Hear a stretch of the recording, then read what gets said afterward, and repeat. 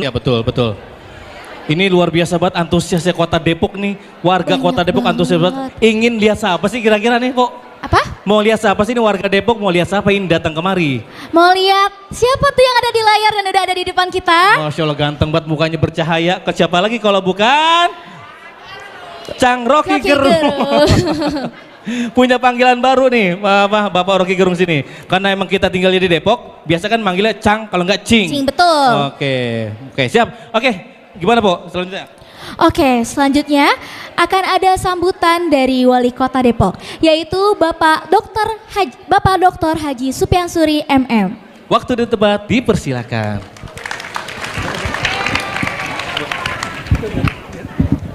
Assalamualaikum warahmatullahi wabarakatuh. Alhamdulillahirrabbilalamin wassalatu wassalam ala asrofil anbiya wal mursalin wa ala alihi wa sahbihi ajma'in nama ba'du. Selamat siang, shalom, salam sejahtera buat kita semua. Om Swastiastu, nama budaya, salam kebajikan. Yang sama-sama kita hormati hadir, yang kita tunggu-tunggu, Bung Rocky Gerung, tepuk tangan buat beliau. Terima kasih Bro Rocky udah hadir bersama kita semua di sini. Pak Hersubeno, terima kasih sudah menjembatani kita bisa kumpul di sini bersama seluruh teman-teman Karang Taruna. Tepuk tangan Karang Taruna. Pegawai Pemkot Depok ada juga, teman-teman pelajar terima kasih, teman-teman mahasiswa, para kepala perangkat daerah juga hadir luar biasa. Bang Ipang Hore-Hore terima kasih sudah menghibur, sudah menjadi kita nyaji yang kurang bersyukur ya. Terima kasih Bang Ipang. Kemudian ada Bu Mia, terima kasih. Bang Ikra, tadi anggota Dewan kita juga hadir. Bang Binton, terima kasih. Semua pihak yang hadir pada kesempatan ini. Pertama, sekali lagi berterima kasih Bro Rocky udah hadir bersama kita semua. Yang kedua, terima kasih buat teman-teman yang hadir. Ini menjadi upaya kita bagaimana kita mempertajam akal sehat kita. Dan salah satu upaya yang kita lakukan biar tajam harus diasah. Dan kita yakin, kita tahu siapa yang pintar mengasah akal sehat kita, salah satunya adalah Bro Rocky Gerung. Terima kasih. Mudah-mudahan semangat kita untuk terus melayani masyarakat Kota Depok tanpa mengeluh, karena memang kita sudah ditakdirkan Tuhan dapat kesempatan, dapat kesempatan melayani masyarakat Kota Depok. Ini menjadi penyemangat dan hari ini menjadi motivasi kita, menambah kepekaan kita, ketajaman kita untuk bagaimana terus kita benar-benar tajam kepekaan kita terhadap masyarakat yang pada akhirnya kita bisa maksimal melayani masyarakat Kota Depok. Buah mangga pisang gepok, badan berkeringat kudu istirahat. Ulang ya, buah mangga pisang gepok, badan berkeringat kudu istirahat. Bangga buat Kota Depok, semangat membangun akal sehat. Terima kasih. Assalamualaikum warahmatullahi wabarakatuh. Waalaikumsalam warahmatullahi wabarakatuh. Waalaikumsalam, Masya Allah. Tadi itu sambutan dari Bapak kita, Bapak Wali Kota Depok. Oke, selanjutnya apa nih, Pok? Selanjutnya, sebelum memasuki sesi talk show nih Bang, kita akan dipandu oleh moderator yang super keren banget. Oke, siapa namanya? Perkenalkan, moderator kali ini yaitu Bapak Hersubeno Arif. Beliau merupakan seorang jurnalis senior, konsultan media dan politik yang aktif mengulas isu demokrasi, media, dan dinamika sosial. Oke. Terkenal dengan gaya komunikasi yang kritis dan tajam. Oleh karena itu, mari kita sambut Bapak Hersubeno Arif selaku moderator pada hari ini. Beri tepuk tangan yang meriah.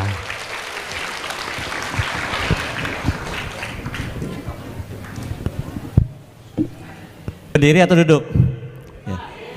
Bismillahirrahmanirrahim. Assalamualaikum warahmatullahi wabarakatuh. Saya nggak pernah membayangkan bisa berdiri di Depok, walaupun saya sendiri sebenarnya warga Depok ya. Karena jarang sekali kita Oh, Pak Wali kemana? Oh, kita turun ke bawah juga. Oke. Jadi ini luar biasa sekali. Saya tahu Bung Rocky itu kegiatannya luar biasa. Dia berkeliling ke seluruh Indonesia, bahkan keliling dunia gitu ya. Jadi walaupun saya dekat dengan Bung Rocky, tapi kemudian untuk mendatangkan ke Depok itu susah banget. Itu harus diakui seperti itu.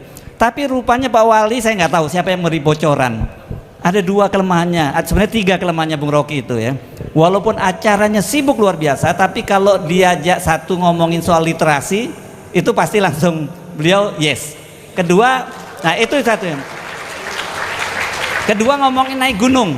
Di Depok kan nggak ada gunung gitu ya. Jadi ya literasi. Yang ketiga penghijauan, sebenarnya masih bisa Pak. Soal hutan tadi begitu dibilang buku literasi, Pak Rocky bilang langsung iya, langsung cari jadwalnya mana yang kosong, dan kalau nggak kosong pun dikosongin untuk datang ke Depok. Jadi mari kita manfaatkan ngobrol bersama dengan Bung Rocky. Tapi biasanya kita ngomong politik Pak Wali. Tapi isunya kalau sama Pak Rocky bisa agak sensitif ini nantinya. Jadi saya khawatir nanti Pak Wali pulang-pulang dari sini ditegur sama Pak KDM. Kan gitu ya. Aman ya. Jangan khawatir, walaupun Pak KDM itu Gerindra juga, karena Pak Rocky pasti lebih dekat dengan Pak Presiden dibandingkan Pak KDM. Rumahnya maksud saya, karena rumahnya di Hambalang itu hanya berjarak berapa? 200 meter ya. Jadi bertetangga dan sering ngerumpi gitu ya Bang Rocky. Oke. Oh jangan dibocorin. Oke, sekarang mari kita langsung saja ke Bung Rocky. Saya silahkan mau ngomongin tadi soalnya jab-jabnya itu sudah dilakukan ketika ninjau buku bersama dengan Pak Wali. Tadi udah jab-jab ya Pak Wali. Sekarang mungkin hooknya kita mulai dengar di sini ya Pak Wali. Jadi siap-siap saja Pak Wali, dan nanti bilang aja kalau ditanya nggak sengaja ketemu tadi kok gitu ya kalau hadir. Oke, silakan Pak Wali. Oke, kalau saya ngomong politik berbahaya bagi Pak Wali, karena dia akan diberhentikan sebagai wali kota dan pindah jadi Menko.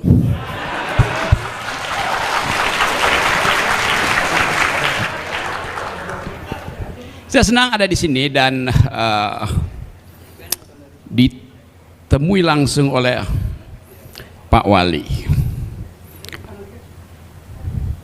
Coba cari akal bikin pantun dulu. Tiba di Depok, dijemput wali kota untuk berbagi literasi dan narasi. Pada mulanya hanya kata-kata, tapi harus diakhiri dengan aksi.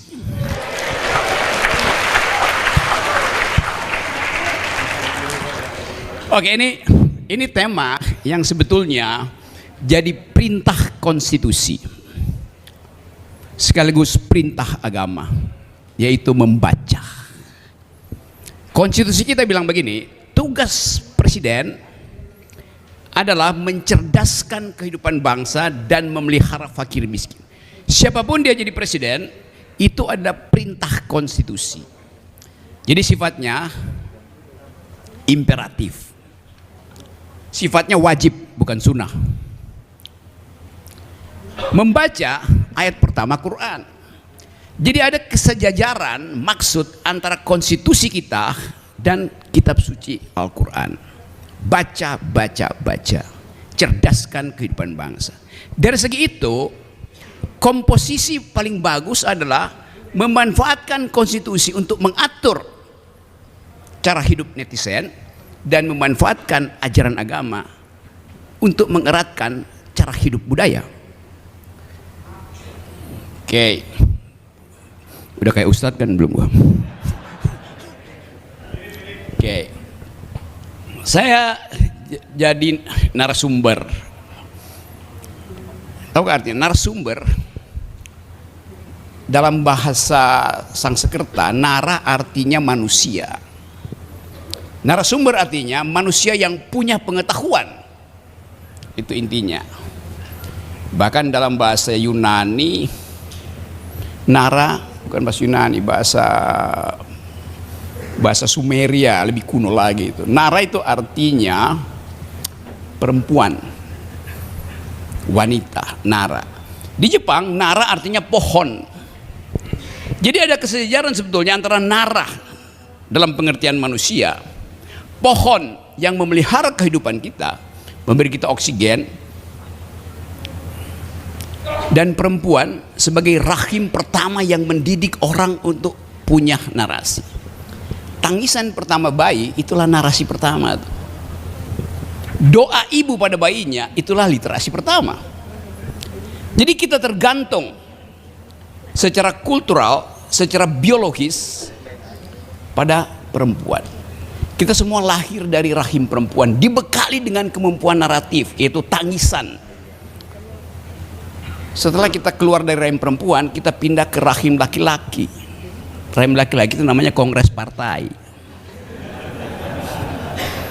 yang berebut kekuasaan tanpa narasi. Rahim laki-laki itu adalah banggar, tempat orang mengintip proyek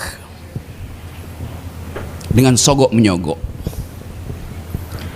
Jadi saya membayangkan bahwa membangun narasi artinya mengembalikan kesucian kata-kata itu pada maksud keadilan. Itu namanya membangun narasi.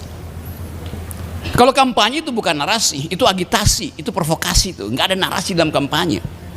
Kecuali kampanye itu dihidupkan melalui komunitas-komunitas yang berpikir, itu baru narasi itu.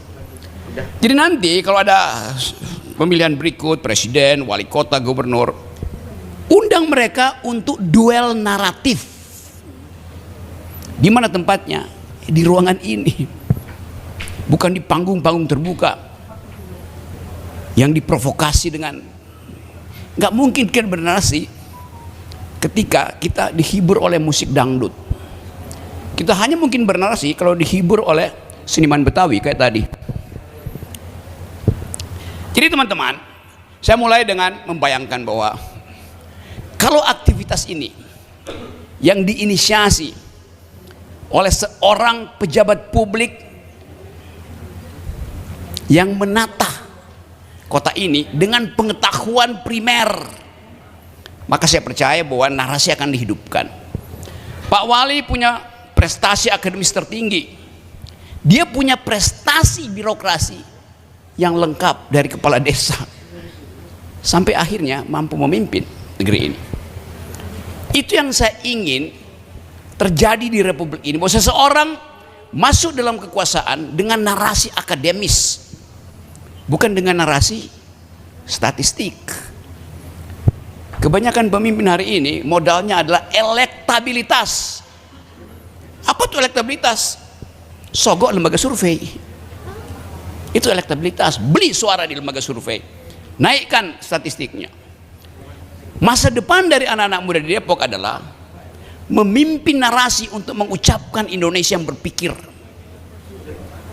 Karena itu mulai sekarang kita filter siapa yang bakal menjadi pemimpin Depok. Yunto pemimpin Jawa Barat, Yunto pemimpin Indonesia. Dia yang mampu menarasikan kerakyatan, kemanusiaan, keadilan, kemerdekaan. Jadi kita mulai dengan fungsi narasi apa? Fungsi narasi adalah memfilter pemimpin. Di dalam kehidupan publik, fungsi naratif artinya memfilter pemimpin. Filter pertama adalah narasi moral, narasi etika. Pertanyaannya, seorang yang mau memimpin, lolos nggak dia dengan narasi etika? Jadi unsur pertama untuk menapis pemimpin bukan elektabilitas, tapi etikabilitas, atau dalam agama namanya moralitas, etikability. Kalau dia lulus ujian etikabilitas, dia kita uji lapisan berikutnya, yaitu ujian intelektualitas. Narasi kedua setelah etikabilitas adalah intelektualitas. Karena pemimpin Depok, dia mesti bersaing dengan pemimpin New York sekarang itu, Hamdani. Hamdani ini orang biasa menghidupkan harapan masyarakat New York bahwa New York bisa diasuh secara beradab, berbasis pada kerakyatan, kemanusiaan yang adil dan beradab. Jadi dia, wali kota New York ini, seorang sosialis. Kalau pakai narasi sekarang, dia Sumitronomics, kira-kira begitu. Dia menghidupkan ethics of care, peduli pada anak yatim, kasih shelter pada orang miskin tuh, mengucapkan prinsip-prinsip feminisme tuh. Jadi Anda bayangkan Amerika sekarang, narasinya, narasi utamanya itu narasi Donald Trump diganggu, digugat dan diinterupsi oleh narasi sosialis. Saya ingin satu waktu ada sister city dari Depok, yaitu New York City. Bayangkan New York City itu isinya kapitalis. Satu New York itu isinya adalah apa namanya, financial institution. Wall Street isinya adalah dolar. Jadi kita lihat bagaimana masyarakat sebetulnya berharap ada narasi yang lebih adil dan beradab, sehingga masyarakat New York artinya memilih seseorang yang narasinya adalah kerakyatan. Sangat jauh berbeda dengan sang presiden. Indonesia juga sedang menghadapi problem yang sama tuh. Narasi sosialisme diucapkan oleh Presiden Prabowo. Tapi pertanyaannya, apakah menteri-menteri ini paham tentang narasi sosialisme? Termasuk Menteri Keuangan, paham nggak? Menahan anggaran daerah itu bertentangan dengan prinsip keadilan sosial bagi seluruh rakyat Indonesia. Saya kritik Pak Purbaya, bukan sebagai person, tapi sebagai pembuat narasi yang tidak peduli pada kehidupan rakyat. Tentu Pak Purbaya punya alasan. Kepala daerah itu uang dari pusat disimpan di perbankan untuk dapat bunga tuh. Iya, hukum kepala daerahnya, bukan rakyatnya yang dibuat terlantar. Kan logikanya begitu. Uang yang tiba di pemerintah pusat adalah kumpulan dari uang rakyat daerah. Kalau kebijakannya salah, perbaiki kebijakannya, bukan memotong anggaran itu. Sekarang coba kita lihat, narasi daerah itu adalah mau berontak pada pemerintah pusat karena anggaran tidak turun. Berapa jumlah kabupaten kota, berapa? 300, 400 kabupaten kota yang mampu berdiri di atas kaki sendiri berdasarkan pendapatan asli daerah, cuma ada 4 kabupaten. 2 di Bali, Gianyar sama Badung, 1 Banyuwangi, 3 adalah Bekasi. Cuma 4 kabupaten itu yang bisa hidup dengan PAD-nya. Selebihnya mesti ada transfer. Jadi kesalahan Pak Purbaya adalah menganggap semua itu sama. Enggak, cuma 4 yang mampu untuk mandiri. Itu artinya ada narasi yang tidak dipahami oleh Menteri Keuangan, yaitu hak rakyat daerah. Hak rakyat daerah terhadap keuangan pusat yang diambil dari pendapatan korporasi daerah, pajak daerah, kan itu intinya. Jadi narasi keadilan, literasi keadilan kena kita kuatkan dalam isu-isu yang menyangkut isu publik. Oke, saya bab satunya bagian itu, supaya kita terbuka mengatakan bahwa ada problem dengan narasi keadilan pada bangsa ini. Sekarang saya masuk pada isu yang lebih lengkap atau lebih spesifik, yaitu apa sebetulnya problem kita negeri ini sehingga kemampuan literer dan naratif kita itu nomor 3 di dunia dari bawah.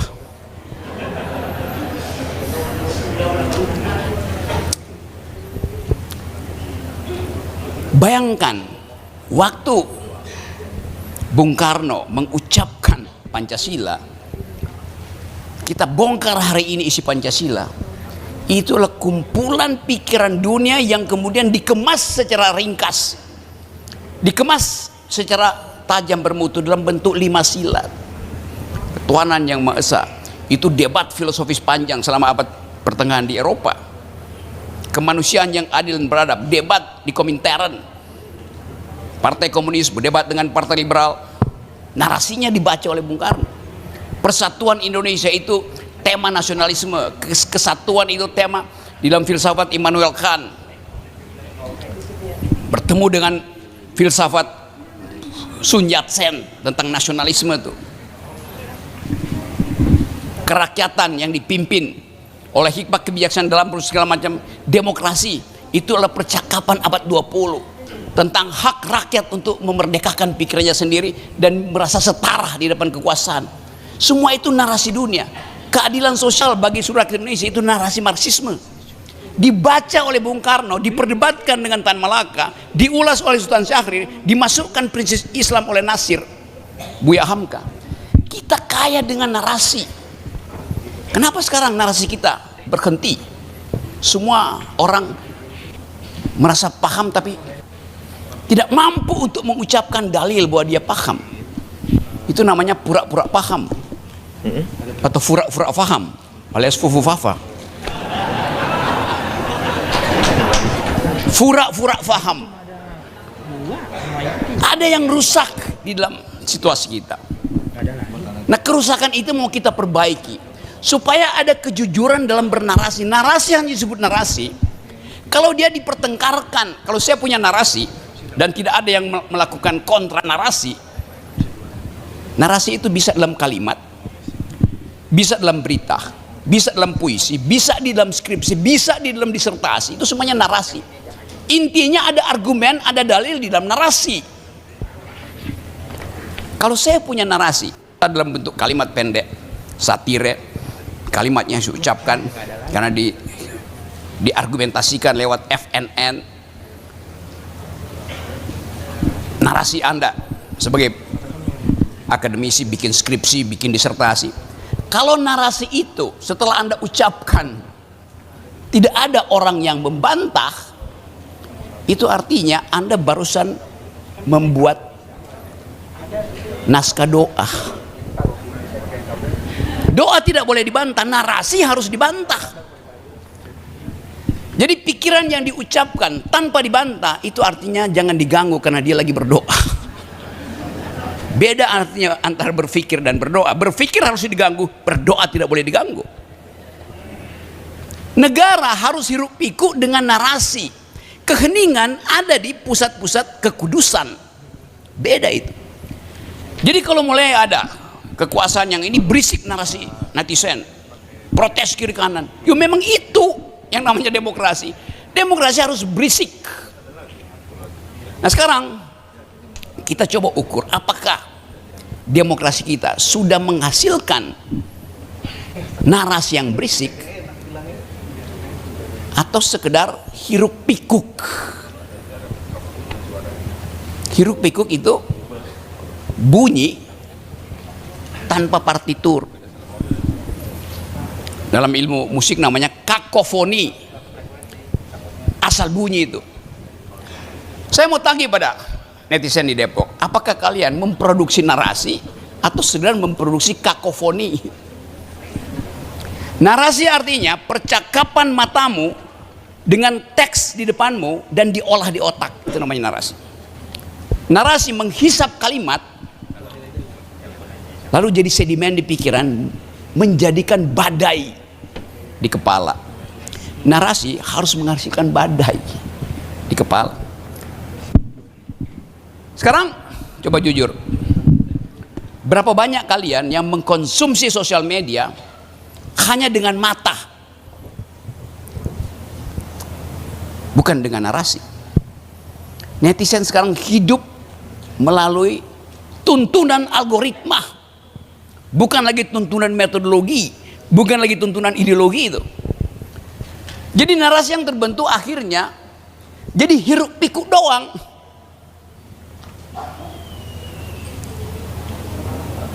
Anda membaca dengan jempol. Anda tidak menunda reaksi untuk diolah di kepala. Apa akibatnya? Akibatnya setiap kali Anda upload pikiran Anda lewat sosial media, cloud artificial intelligence membaca, oh jenis pertanyaan yang diajukan ke artificial intelligence dangkal betul, lalu disurvei dari mana? Oh dari Indonesia bagian barat. Bagian barat di mana?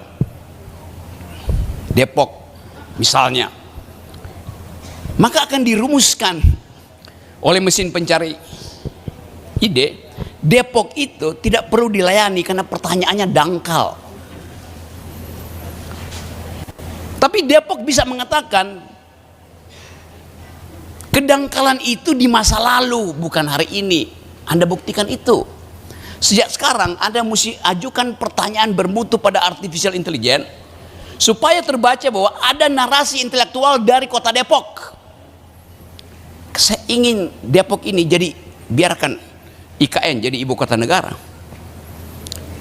biarkan WUS jadi model kereta cepat. Saya ingin netizen Depok itu jadi ibu kota pikiran.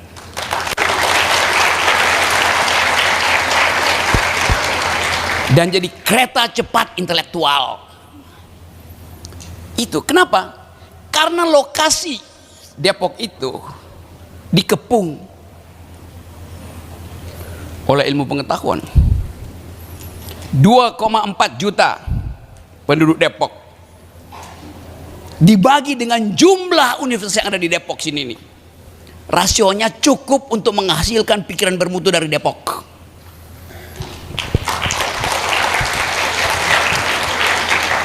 Itu yang kita sebut literasi.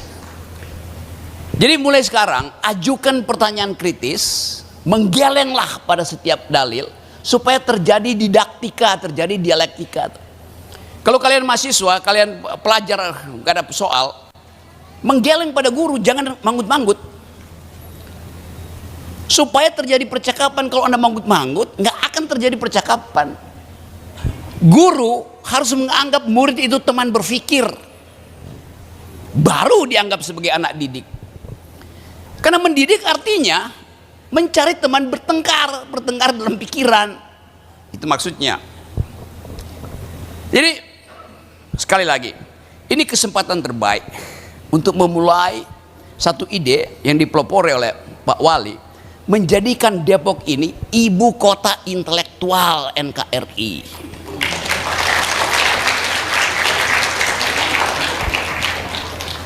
Ya memang kadang-kadang nggak bisa viral, iya nggak ada problem.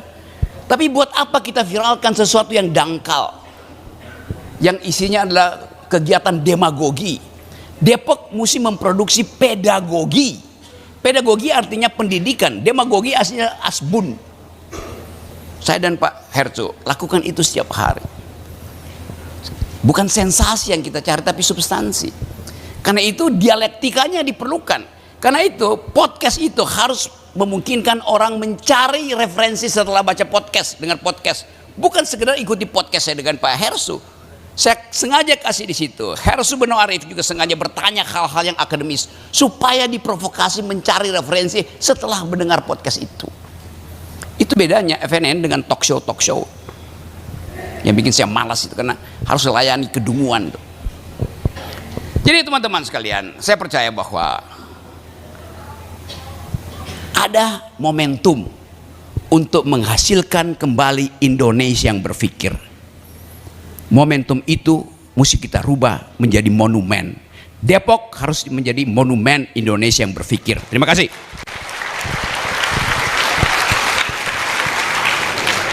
Oke, terima kasih Bung Rocky. Tadi sudah disampaikan oleh Bung Rocky, jangan hanya manggut-manggut apa yang disampaikan oleh Bung Rocky. Saya tahu banyak bohongnya kok tadi itu. Ya. Jadi harus Anda lawan dengan pertanyaan. Silakan yang mau mengajukan pertanyaan. Yo, boleh. Kita bagi ya, ada wanita, ada itu. Saya kasih perempuan wanita dulu yang pertama ya, Ibu. Satu, ada dua. Nah, di sana tiga. Tadi Bapak itu satu ya dari ini ya, belakangnya. Jadi 5 orang dulu ya. Ya, ada ketiga ya. Nanti belakangan ya. Nomor 1, 2 orang Ibu dulu. Di mana kasihnya? Janji Anda tidak menyetujui semua pendapatnya Bung Rocky ya. Cang Rocky jangan disetujui semua ya pendapatnya ya. Ya.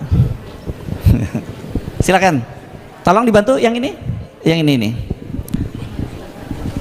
Atau di tengah sini aja ya, biar enak nanti ya. Tengah aja ya biar enak. Semua yang bicara siap-siap di sini tadi ya. Nomor 2 perempuan tadi di sini. Ada satu lagi yang nomor 2 ya sini terus nanti 3 di sini, yang belakang tadi ya itu ya. Yang tadi siapa belakang? Anda ya? Oh itu ya satu. Terus Bapak tadi ya, satunya lagi di belakangnya. Oke, 5 orang. Yuk silakan sebutkan namanya, sekalian kenalkan dan asalnya dari mana. Silakan. Terima kasih Bung Hersu Beno. Saya Bu Iron ya. Iron. Ya, you can call me with Iron Woman. Oh, Iron Okay. Woman. Ya. Oke, ya. Halo Bung Rocky. Wow, saya tidak nyangka ternyata lebih tidak kalah ganteng dengan kepala dinas saya. Waduh, luar biasa. Mana kepala dinasnya? Kepala Coba, dinas jangan di saling Sporiata, tunjuk. Bung. Oh, Dinas gitu. Pemuda, Olahraga, Kebudayaan dan Ya. Pariwisata. Oke. Ya. Oke, Bung Rocky, saya tadi pertama datang ke ruangan ini langsung melihat temanya, membangun akal sehat melalui budaya membaca. Mohon izin Pak Wali, saya pikir ini dari Bung Rocky atau dari panitia begitu. Tadi Bung Rocky ingin kota Depok menjadi ibu kota pikiran. Nah, saya ini punya banyak ide-ide, punya banyak pikiran, bagaimana ya supaya saya sebagai ASN, narasi yang dibangun, narasi itu kan Bung Rocky bisa jadi narasi ini yang Bung Rocky maksud, narasi dalam bentuk cerita atau sudah tertulis. Kalau misalnya dalam bentuk tertulis itu bisa menjadi suatu kebijakan dari Pak Wali Kota. Nah, kami sebagai ASN nih, Bung Rocky kan sangat sensitif nih untuk Ya, hati-hati ya Bu ya, pulang-pulang nanti. Untuk kebijakan promosi ya. Nah, bagaimana menurut Bung Rocky promosi yang jabatan akal sehat, ada kemudian nurani, di sana ada intuisi, ada bisik-bisik. Mudah-mudahan tidak ada ini. Terima kasih Bung Rocky, mohon arahan. Saya curiga, Assalamualaikum Waalaikumsalam warahmatullahi wabarakatuh. Saya curiga ini banyak aspirasi dari ASN yang lain. Ibu udah berapa lama jadi ASN? Tolong kasih mic. Ini mau satu-satu atau langsung 5? Satu-satu dulu ya. 24 tahun Jadi ASN. Bung Rocky. Awalnya saya menjadi guru 19 tahun, 5 tahun menjadi pengawas sekolah SMP. Jadi mindset saya ini mengawasi. Oke. Begitu. Dan sekarang saya di bawah Pak Kepala Dinas Ya. Pendidikan. Disporiata. Terima kasih. Oke, rencana Ibu rencana pensiun dini kapan? Oh iya, betul Bung. Saya pernah berencana mau pensiun dini. Ya kan? Melihat apa yang terjadi di lapangan dan apa yang harus saya capai. Wah, mau pensiun dini nih. Tapi kemudian saya pakai akal sehat saya ini tadi melalui membaca, saya kumpulkan referensi. Belum masanya nih pensiun dini. Bila saya masih bisa bermanfaat, saya akan lanjutkan. Oke, terima kasih. Boleh ya. Ya. Lanjutkan dulu atau langsung jawab? Beberapa deh. Silakan Ibu berikutnya ya. Terima kasih Bung. Ya. Sudah aja, berdiri. Halo Bung Rocky. Halo. Perkenalkan, nama saya Siti Roya, seorang guru dari salah satu, saya sebutin aja ya sekalian promosi SMP IT Al-Hikmah Cimanggis Depok. Bung Rocky, saya adalah seorang guru pendidikan agama Islam. Nah, tadi itu dijelaskan sama Bung Rocky tentang fungsi narasi itu adalah memfilter pemimpin. Nah, fungsi yang pertama narasi itu adalah narasi moral atau etika. Hal ini sesuai dengan diutusnya Nabi Muhammad SAW ke dunia, innama bu'istu liutammima makarimal akhlak, sesungguhnya aku diturunkan ke muka bumi ini untuk menyempurnakan akhlak. Itu etika, berarti sesuai sekali apa yang disampaikan oleh Bung Rocky. Selanjutnya adalah intelektualitas, ini juga sejajar dengan dalil dalam agama Islam Al-Mujadalah ayat 11 bahwa segala sesuatu itu haruslah dipenuhi dengan dua, gitu ya, satu iman, kedua ilmu, maka Tuhan akan mengangkat derajat kalian beberapa derajat. Tapi yang saya tanyakan di sini Bung Rocky, ternyata ada yang tidak Bung Rocky sampaikan kayaknya. Narasi moral atau etika, selanjutnya intelektualitas.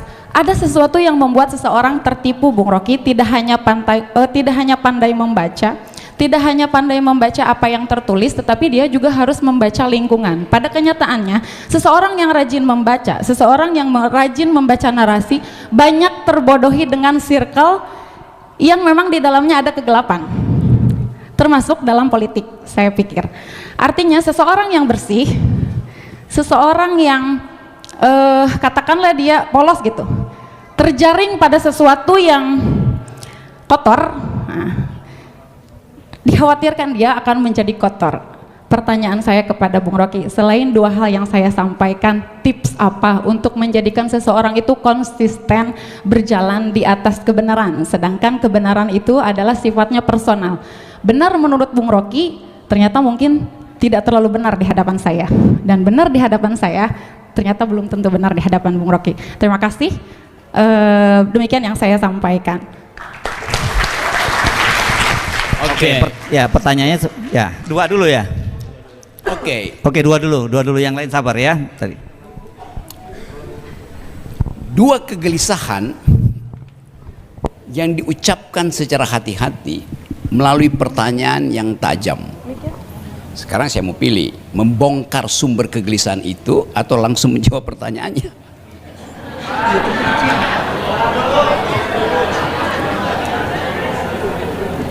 Status seseorang selalu dihidupkan melalui dua fakultas, fakultas harapan dan fakultas kenangan.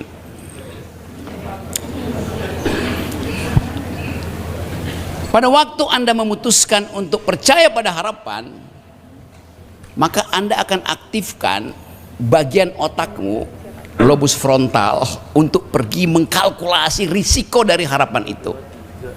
Sebaliknya, kalau Anda merasa harapan itu dicapai, Anda nikmati memori kenangan itu. Dua aktivitas kognitif yang memungkinkan kita gelisah. Kalau saya boleh jadi psikolog dua teman itu, perempuan selalu ada di dalam kegelisahan eksistensial. Dalam ilmu jiwa namanya, perempuan tidak mampu mengucapkan secara naratif yang logis kegelisahan dia, bukan karena dia tidak mampu mengatakan itu, tapi dia mesti memilih logika, grammar yang sebetulnya dikuasai oleh laki-laki. Percakapan politik, percakapan akademis, percakapan intelektual selalu memakai narasi atau grammar laki-laki. Ada subjek predikat, teratur koherensinya tuh. Ada bagian asumsi, ada bagian analisis, ada bagian kesimpulan. Hierarkis. Nah, kalau perempuan gagal mengucapkan, bukan karena dia tidak mampu berpikir, tapi dia tidak, sebut aja, tidak ramah dengan bahasa yang terstruktur itu. Dalam ilmu psikologi, si perempuan mengalami gejala yang disebut saya cariin istilahnya. Dia mengalami gejala, saya berupaya untuk membaca bagian perempuan sehingga saya gagal karena saya berpikir sebagai laki-laki akhirnya kan. Itu konsekuensinya. Oke, nanti saya cari momentum dulu. Dia mengalami gejala delirium. Ah, coba di Google itu, delirium, D-I-L-I-R-I-U-M. Delirium artinya jenis gangguan psikologis pada perempuan karena tidak mampu mengeksplisitkan pikiran dia. Jadi memang kita berutang peradaban pada perempuan. Kenapa? Karena dari awal, misalnya seorang filsuf yang dianggap pemulah dari ilmu pengetahuan, Aristotle misalnya. Aristotle bilang begini, perempuan itu adalah anak-anak yang bertubuh besar. Tubuhnya bertumbuh, otaknya tidak. Dari awal peradaban bias pada perempuan. Karena itu perempuan nggak bisa memimpin, dianggap tidak punya pengetahuan untuk mengkalkulasi. Tapi itu adalah yang kita sebut cara berpikir yang misoginis, cara berpikir yang merendahkan perempuan tuh. Perempuan tidak mampu untuk bekerja di ruang publik, karena itu dia harus tinggal di ruang privat. Karena fisiknya tidak kuat untuk berhadapan dengan problem-problem publik. Akibatnya dia tinggal di rumah ayah, di wilayah domestik. Kalau kita lihat statistik, perempuan dianggap nggak bisa nyupir karena itu tinggal di rumah. Lebih banyak perempuan yang tewas di dalam rumah ketimbang yang tewas di jalan raya. Jadi rumah itu yang disebut sebagai istana perempuan sebetulnya killing field. Anda baca statistik, kalau perempuan nggak bisa nyupir itu dia tewas di jalan raya, tewas karena disiksa oleh suaminya yang pulang kantor kopinya nggak ada gula lagi, itu ditampar istrinya, disiksa.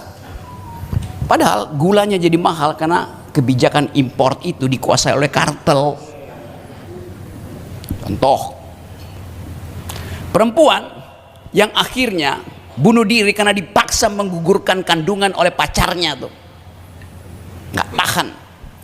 Jadi dari awal peradaban itu berpihak pada laki-laki, sehingga bila hari ini ada dua perempuan mengucapkan kegelisahannya, itu artinya dia sudah terbebas dari patriarkisme.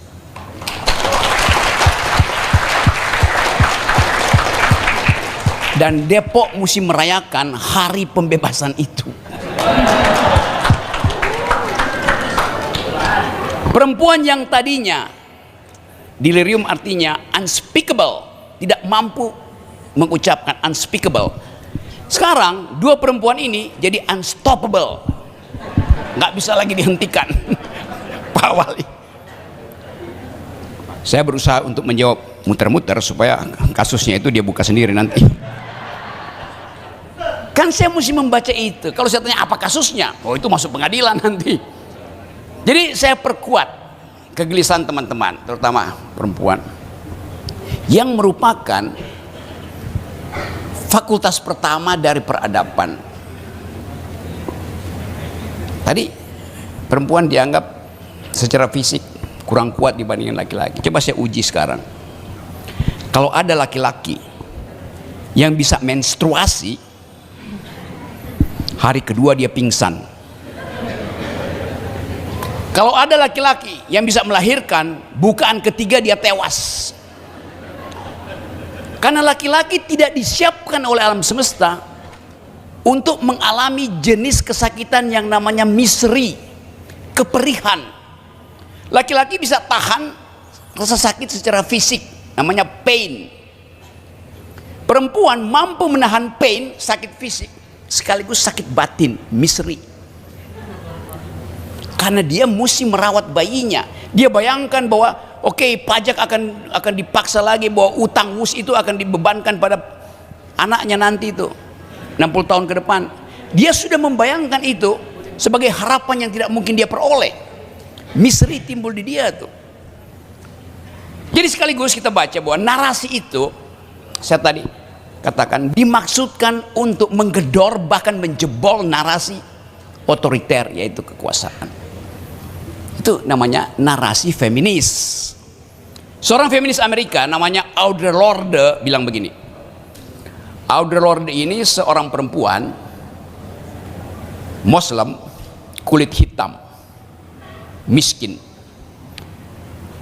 Audre Lorde hidup di dalam masyarakat kulit putih mayoritas Protestan, kaya.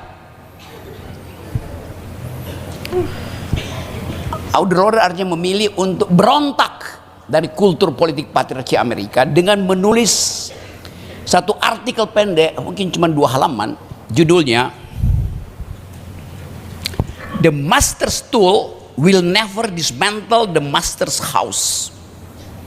Apa bahasa Indonesianya? Peralatan raja tidak mungkin dipakai untuk meruntuhkan istana raja. The master's tool will never dismantle the master's house. Karena itu mesti pakai peralatan dari luar. Nah, kritik itu sampai sekarang kita pakai sebagai peralatan untuk membongkar narasi-narasi patriarkis yang menumpuk dalam kurikulum sekolah, menumpuk dalam regulasi-regulasi politik. Nah, kesetaraan manusia itu dijaminkan justru bila kita bisa menjebol narasi itu. Jadi 2 teman tadi memungkinkan kita untuk paham bahwa ada narasi subversif dari kalangan perempuan untuk membela ketidakadilan, dan narasi itu didasarkan pada ethics of care, etika kepedulian. Terima kasih. Oke, jangan dianggap ngomporin ya tadi ya. Nanti habis ini pulang-pulang bersekutu ini emak-emak di sini. Oke, sekarang dari sini ya kita balik. Bapak dulu yang pakai kemeja putih ya Pak ya. Kepala dinas juga Bapak ya. Oke, silakan. Apa kepala dinas yang digugat tadi bukan? Setelah itu di belakangnya dan nanti yang di sini ya nomor 3 yang di sana dulu yang di belakang ya. Mohon izin Pak Wari. Terima kasih Bang Rocky. Selama ini kalau saya lihat Bung Rocky itu di TV, ya di TV, di YouTube seperti itu ya. Dan kalau saya lihat narasi-narasi yang dibangun oleh Bung Rocky itu selalu berfilsafat, ya. Dan tidak semua orang bisa masuk ke sana. Kalau dia bertentang berarti salah, gitu seperti itu. Seperti filosof Aristoteles, Plato, Socrates malahan dia itu dibunuh Pak karena pendapatnya, padahal pendapatnya itu benar, setelah dia dibunuh baru orang tahu, tapi udah terlanjur. Begitu juga dengan Bung Rocky ya, Bung Rocky ya. Ini asosiasi orang udah maju kemana-mana ini. Karena saya anggap Bung Rocky ini orang filsuf ya, selalu berfilsafat ya. Seperti tadi ibu-ibu mungkin nggak sampai pemikirannya apa yang disampaikan oleh Bung Rocky ini seperti itu ya. Yang ingin saya tanyakan Bung Rocky, apa perasaan Bung Rocky, saya anggap sebagai filsafat ya Pak ya, ketika mengatakan orang dungu, ketika pendapat orang itu salah, padahal menurut yang bersangkutan itu benar, tapi karena mungkin dia nggak berpikir secara filsafat. Contoh tadi kata Bung Rocky bahwa kebijakan Pak Purbaya yang menahan uang daerah itu keliru. Ketika beliau mengambil kebijakan itu, saya nonton TV, saya mengatakan benar Pak, termasuk saya, oh benar Pak Purbaya. Namun ketika saya mendengar penjelasan Bung Rocky, karena saya orang pemerintahan, oh benar, kita kan orang pemerintahan, karena uang itu uang pajak harus kembalikan pada rakyat. Nah ini saya tanyakan nih Bung Rocky, parameter akal sehat itu seperti apa? Apakah berdasarkan pendekatan seperti itu?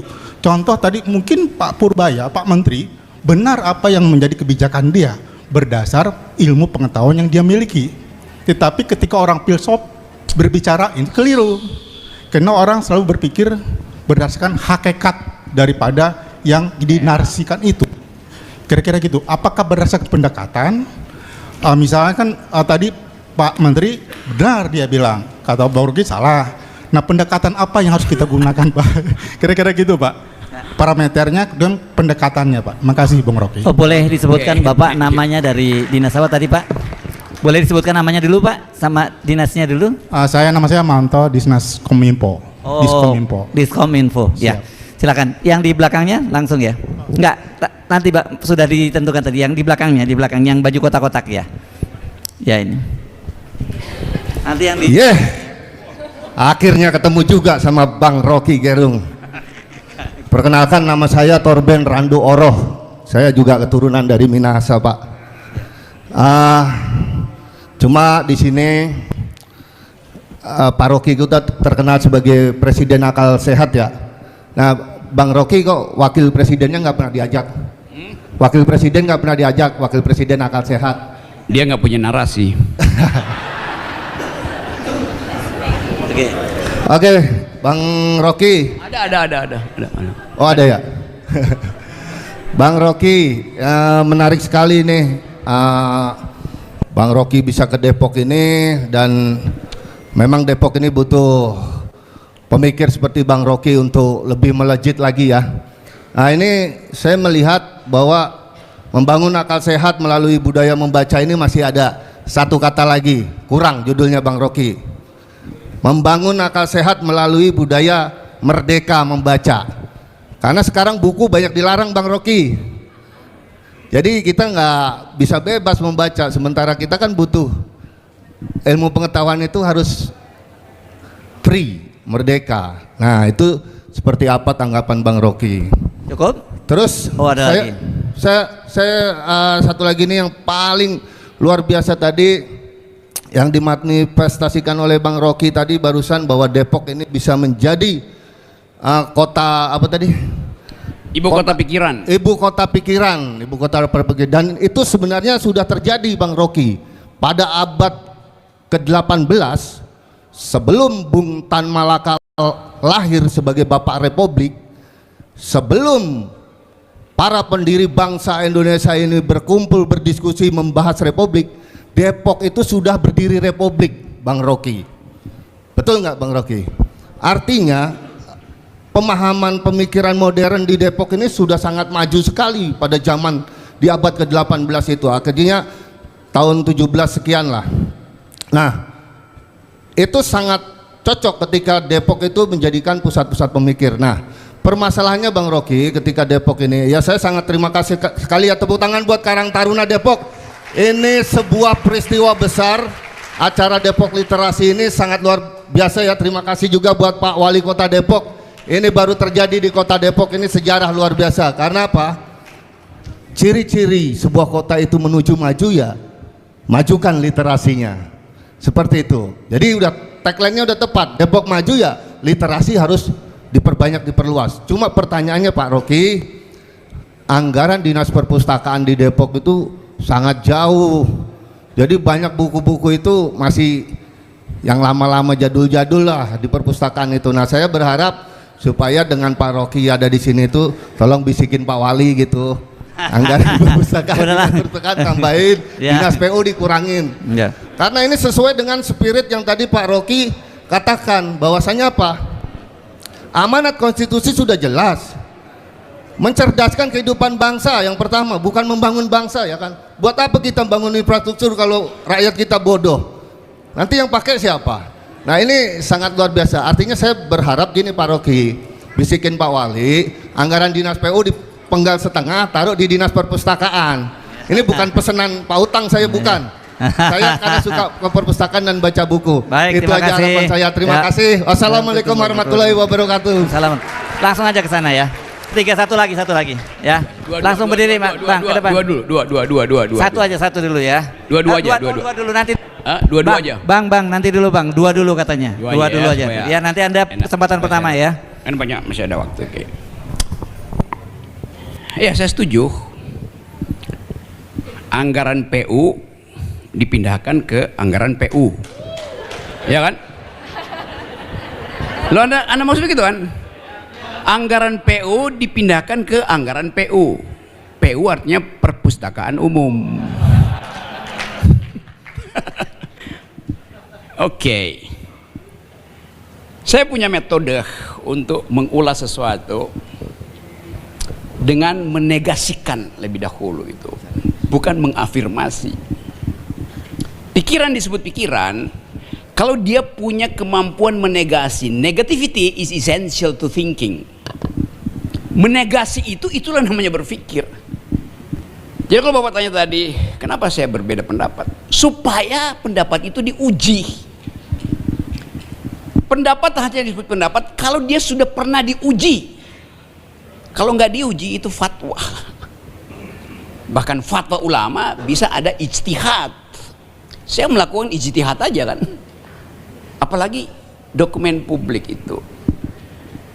Jadi saya katakan bahwa di dalam konstitusi ada perintah keuangan daerah itu dikembalikan daerah. Ini cuma dititipin doang pada pemerintah pusat, ambil secukupnya lah.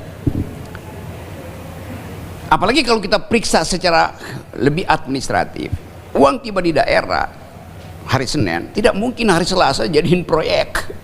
Ada waktu perencanaan, perhitungan, lelang segala macam. Nah kalau begitu uang belum ada, disimpan di bawah bantal. Kan logikanya begitu tuh. Tetapi Pak Purbaya bypass itu dengan menganggap bahwa semua bupati itu hanya ingin menyimpan supaya dapat bunga. Karena malas untuk bikin proyek, karena kalau bikin proyek KPK udah tungguin. Kan itu kecurigaan seorang politisi. Padahal Purbaya bukan politisi mestinya. Dia mestinya jadi seorang birokrat yang paham konstitusi itu. Kritik saya di situ.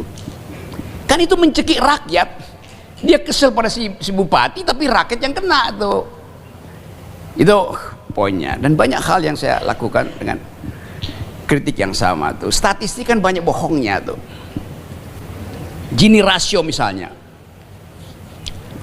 Misalnya di Depok ini ada petugas statistik datang, nanya ke saya, Pak Rocky, pengeluaranmu sehari berapa? Saya bilang saya keluaran uang sehari itu 10.000. Oke. Dia tanya pada investor yang mau bikin kereta cepat mampir di Depok misalnya, berapa pengeluaran sehari? Si oligarki bilang 10.000. Oke. Jujur. Dia tanya pada mahasiswa dari Bima yang kos di Depok, kuliah di UI, berapa pengeluaran sehari? 10.000. Saya keluarin 10.000, oligarki keluarin 10.000, mahasiswa kere itu keluarin 10.000. Gini rasionya 0. Kan nggak ada ketimpangan di situ. Kita baru mulai mencuri kok bisa 0 ya. Kalau si petugas pajak, petugas sensus itu tanya ke saya, kenapa Cah Rocky, Cang, kalau Cah wilayah apa? Cah tuh panggilnya Cah.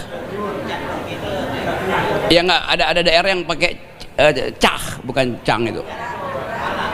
Malang, Indonesia Timur, Jawa Timur. Cang Rocky pengeluaran per hari cuma 10.000.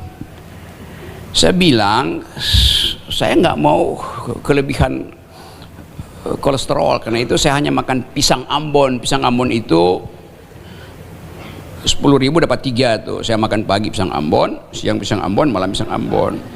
Karena dalam pisang Ambon saya tahu nutrisinya lengkap. Pisang Ambon itu karbohidratnya ada, proteinnya ada, cairannya ada. Cuma itu saya butuh tuh. Karena hobi saya adalah manjat tebing, bukan manjat kekuasaan. Oke, jadi saya jujur cerita begitu. Ditanya pada si oligarki investor itu, kenapa cuma keluar 10.000? Ya karena kata dokter saya punya penyakit, maka minum vitamin aja. Dia beli vitamin 10.000, sama pengeluaran dia dengan saya. Mahasiswa ditanya, kenapa cuma keluarin 10.000? Ya karena saya makan pagi 5.000, nasi banyak tuh, tempe kuat. 5.000 lagi, ya saya beli Promah buat nahan sakit mah dia. Secara kuantitatif pengeluaran saya, pengeluaran si investor dan mahasiswa 10.000, jujur kita 10.000. Headline-nya pasti begitu. Tidak ada kesenjangan di Depok, pasti. Karena yang ditanya adalah expenditure, pengeluaran harian, bukan pendapatan harian. Jadi statistiknya berbohong kan? Kenapa? Statistik Indonesia tentang pendapatan orang itu nggak ada, bohong semua tuh, nipu semua tuh. Jadi itu penanda bahwa kita harus tadi kritis dengan mengatakan salah dulu, baru kita berdebat. Ya, saya mesti katakan Purbaya salah, baru timbul perdebatan tuh di mana yang salah, metodologinya kah, asumsinya kah, atau konklusinya yang terlalu politis. Itu dasarnya. Nah, saya memakai filsafat sebagai metode berpikir, bukan sebagai doktrin. Dan orang selalu anggap bahwa filsafat itu, apalagi kalau Rocky Gerung yang pakai filsafat, itu akan menyesatkan. Jadi orang takut bertengkar berbasis filosofi, karena dianggap saya akan menyesatkan. Padahal memang saya ingin menyesatkan, supaya kalian tersesat di jalan yang benar.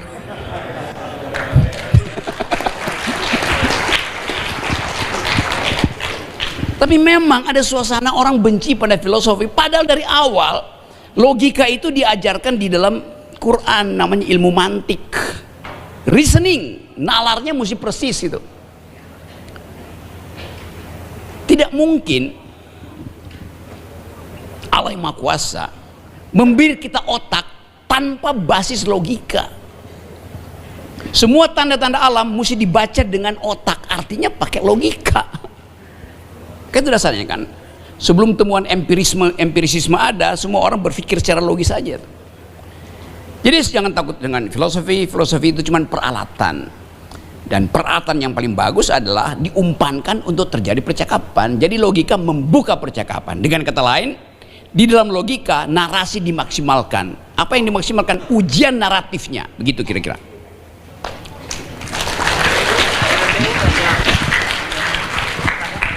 Ya, silakan udah ya sekaligus tuh.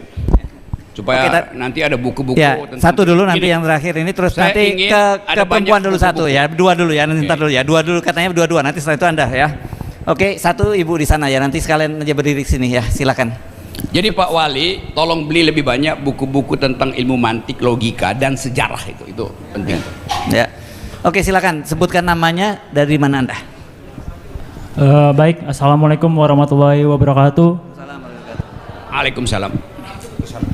Perkenalkan, nama saya Rapli Pata, saya berasal dari Sumatera Barat, lebih tepatnya Tanah Datar ya. Jadi gini Bang Ruki, saya kan penggerak volunteer namanya Indonesia Book Party ya. Bagaimana kita bergerak di bidang literasi untuk supaya masyarakat itu minat membaca. Tapi di baliknya itu masih kurangnya minat baca untuk di kalangan masyarakat. Dan juga saya pernah menemukan suatu yang sangat miris ya. Anak kelas 1 SMP tidak bisa membaca buku. Di salah satu sekolah dasar negeri gitu, di daerah Bogor, daerah Kabupaten Bogor lah. Bukan di Depok ya? Enggak. Ya. Saya mau mempertanyakan, ada dua pertanyaan. Pertama, bagaimana cara untuk efektif budaya membaca di Indonesia itu lebih naik lagi value-nya tuh.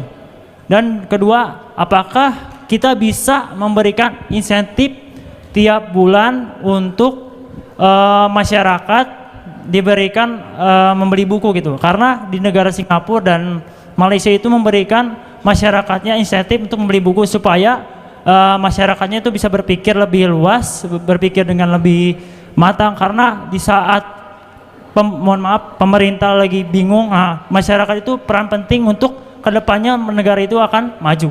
Terima kasih. Billahi bisabil haq fastabiqul khairat. Wassalamualaikum warahmatullahi wabarakatuh. Waalaikumsalam warahmatullahi wabarakatuh. Yuk silakan Bu, langsung aja nggak apa. Dua-dua aja ya kita bikin ya. Baik, terima kasih atas waktunya. Ya, baik. Perkenalkan, nama saya Esi, saya dari Dinas Sosial. Soal promosi lagi bukan ya? Bukan ya? Bukan promosi lagi ya, bukan ya? Oh tidak, oh, saya tidak akan menyoroti itu, tidak. Tadi saya menggarisbawahi apa yang disampaikan oleh Bung Rocky terkait harapannya agar Depok menjadi epicentrum berpikir nasional. Itu ya, kalau tidak salah saya menangkap.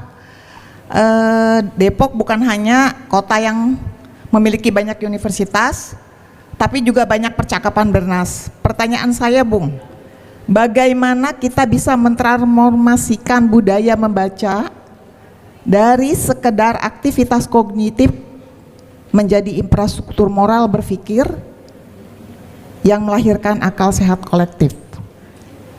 Dan langkah apa yang paling nyata agar Depok tak hanya dikenal sebagai kota akademis, tapi juga menjadi ruang publik yang menumbuhkan rasionalitas, nalar ilmiah, dan keberanian berpikir bebas. Terima kasih. Silakan Bung. Oke, itu pertanyaan terakhir itu jadi judul disertasi itu berat. Oke, coba kita ulas kecil-kecil kegagalan kita hari ini. Baru tahu bahwa kita gagal membentuk bangsa yang naratif. Tadi banyak buku jadul, berbanyak buku baru, nggak ada buku lama. Bahkan buku baru yang tidak dibaca jadi buku lama. Buku itu, di dalam buku selalu ada endapan logika apapun. Sedangkal apapun buku itu, karena waktu si penulis menulis, di dalam pikirannya bergerak semacam epistem, yaitu menginginkan ada yang paham maksudnya. Jadi buku tidak pernah menjadi lama. Bukunya tokoh dari Sumatera Barat, tokoh dari Payakumbuh, Tan Malaka, sampai sekarang dicetak ulang, bahkan menjadi relevan ketika orang mulai berpikir bahwa dunia kapitalis global itu sedang dalam situasi sekarat. Maka dicari cara-cara baru untuk menghasilkan kembali perjanjian sosial yang setara.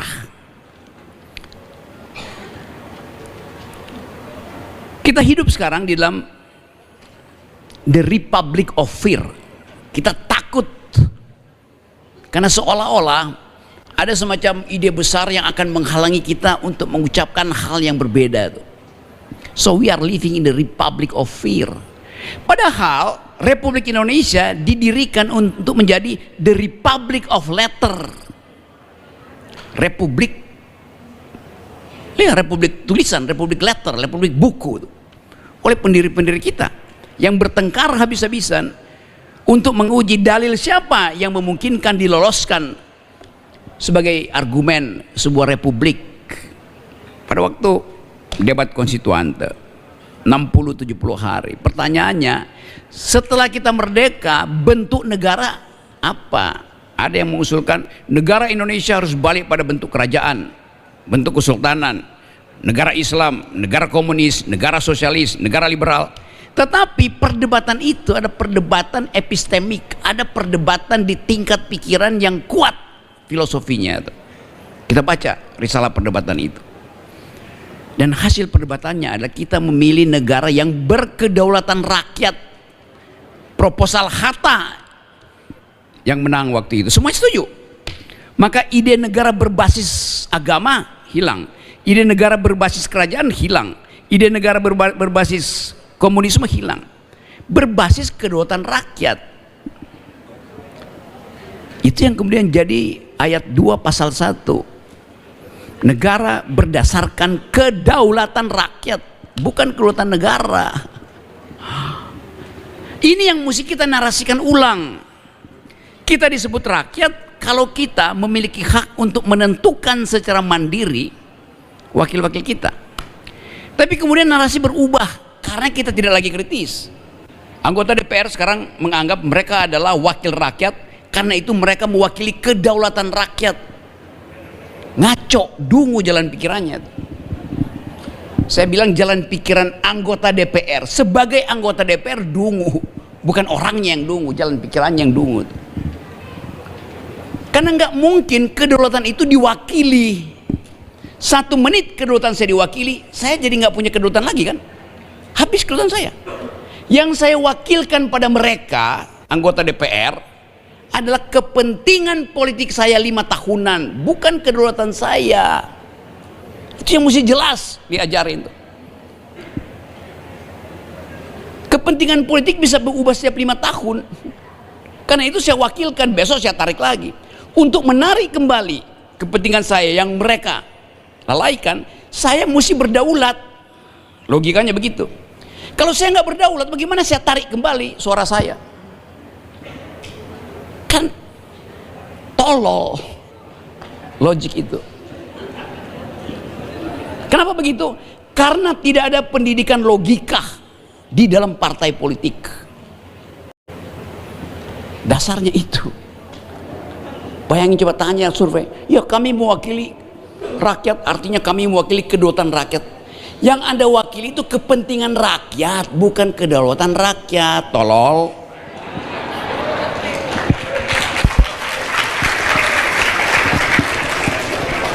Itu orang marah, kenapa pakai kata tolol? Ya memang reasoningnya tolol. Atau saya pakai bahasa Latin misalnya, post hoc ergo propter hoc. Nanti dia protes lagi.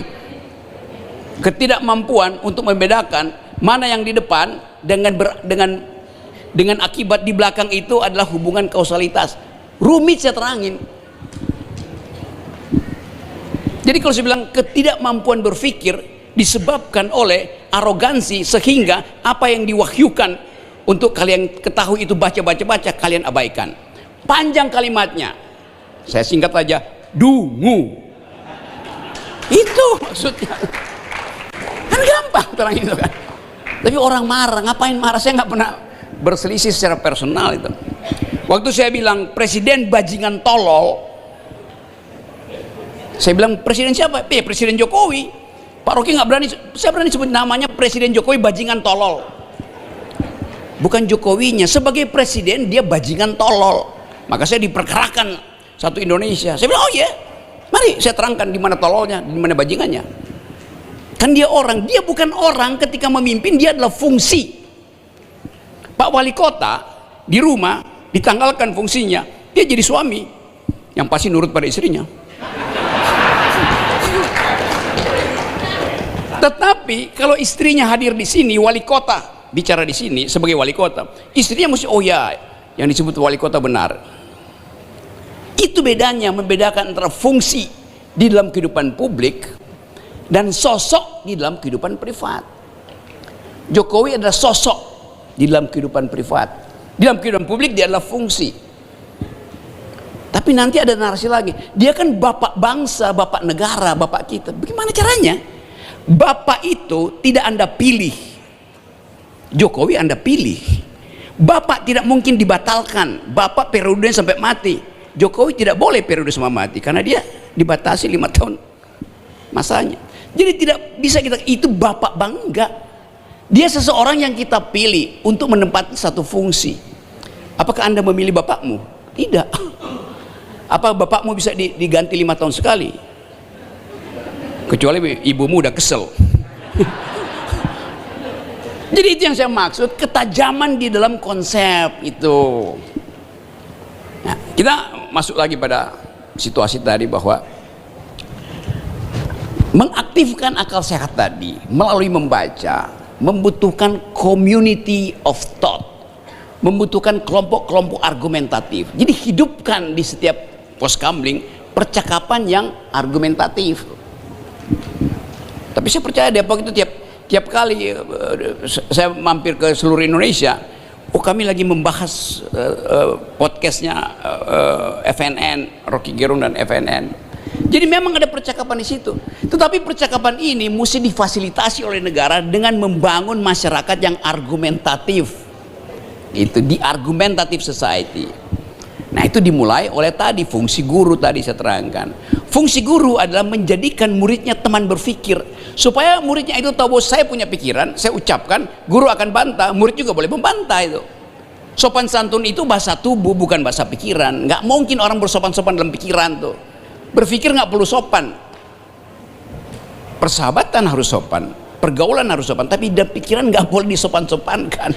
Kita nggak boleh mengedit pikiran kita hanya supaya orang itu tidak tersinggung.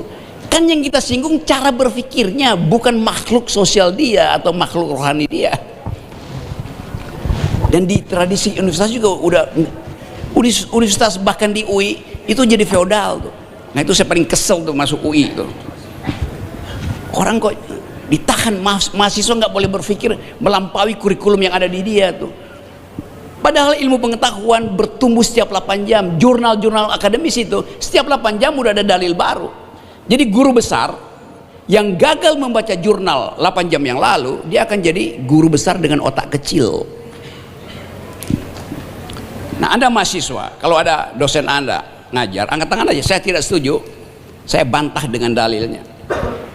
Kalau dosennya bermutu, dia akan bilang silahkan pakai mimbar ini, terangkan pada saya dan pada teman-teman. Itu namanya percakapan pedagogis dan percakapan demokratis universitas.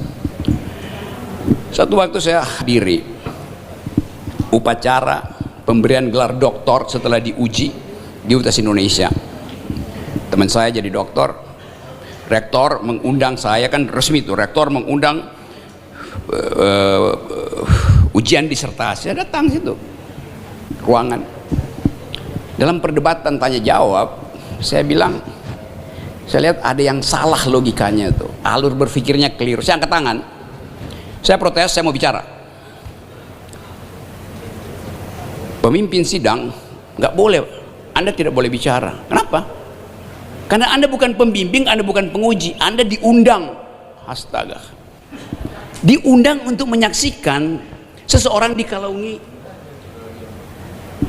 kedoktoran. Setiap orang yang diundang di forum akademis berhak mengajukan argumen akademis. Jadi kalau ada promosi dokter, siapapun yang diundang di situ berhak untuk menguji calon doktornya. Itu tradisi akademis. Jadi buat apa saya diundang adalah untuk menyaksikan. Kenapa nggak kalian aja ujian sendirian? Di mana otaknya UI itu, Pak? Goblok gitu. Bukan goblok. Tolol. Nah, bukan tolol, bego. Bukan dungu.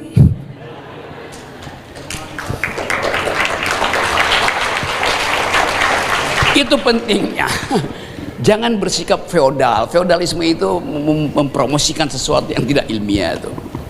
Jadi sekali lagi, penting tadi ajarkan murid itu sebagai teman berpikir.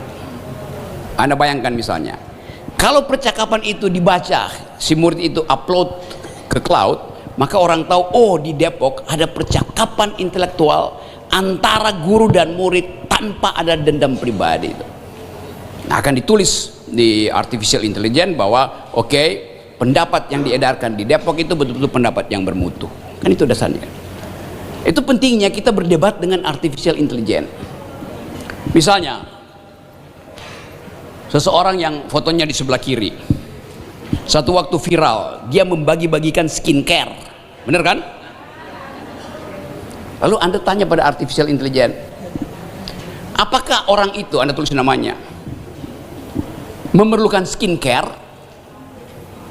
Artificial intelligence akan tanya, orang itu kelaminnya laki-laki atau perempuan? Anda jawab laki-laki. Artificial intelligence jawab, dia tidak memerlukan skincare karena dia laki-laki, bener kan? Lalu Anda tanya lagi, kalau begitu dia memerlukan apa? Artificial intelligence akan jawab, dia memerlukan brain care. Karena yang bermasalah bukan kulitnya tapi otaknya. Logikanya begitu. Tapi kalau saya terangkan itu dengan menyebut nama, langsung kena delik saya. Padahal saya terangin artificial ini akan berpikir begitu. Makasih. Oke, kita ucapkan terima kasih buat Bung Rocky Gerung. Saya sudah diingatkan oleh panitia, mohon maaf ya, bahwa waktunya sudah habis. Jadi saya tadi menjanjikan pada Anda, saya minta maaf pada Anda semua, karena Pak Wali juga udah lihat-lihat jam tadi ya. kita undang lagi Pak Wali ke atas panggung lagi ya, Pak Wali. Sudah habis waktunya deh ya. Oke, terima kasih sekali, kita tepuk tangan untuk narasumber kita. Masya Allah, luar biasa sekali. Insightful banget.